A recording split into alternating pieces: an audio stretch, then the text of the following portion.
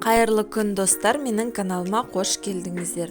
Татар халқының ұлттық тәттілерінің бірі чак-чактың жасалу жолын ұсынамын.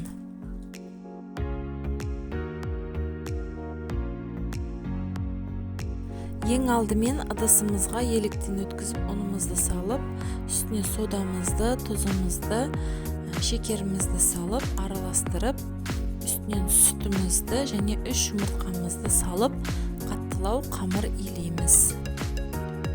Достар, менің каналымнан басқа да рецепттерді жіберіп алмас үшін каналыма жазылып, ұнаған болса комментарий жазып қоюды ұмытпаңыздар.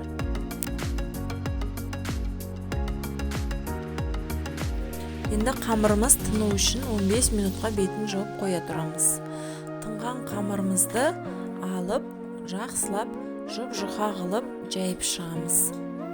Және жайып болған соң ортасына ұнымызды сеуіп, видеодағыдай етіп кесіп аламыз. Және чак-чактың формасын шығарып, майдалап кеспе сияқты қылып кесеміз. Енді қызып тұрған майға қызарғанша пісіріп аламыз.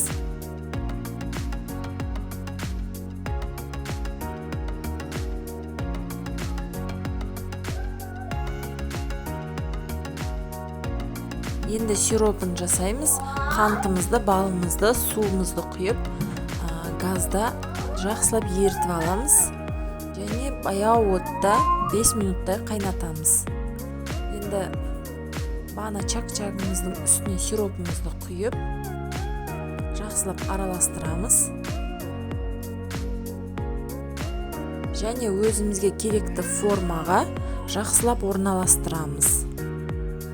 Қолымызды сулап алып үстін бассақ болады, немесе мен сияқты осылай бассаңыздар да болады.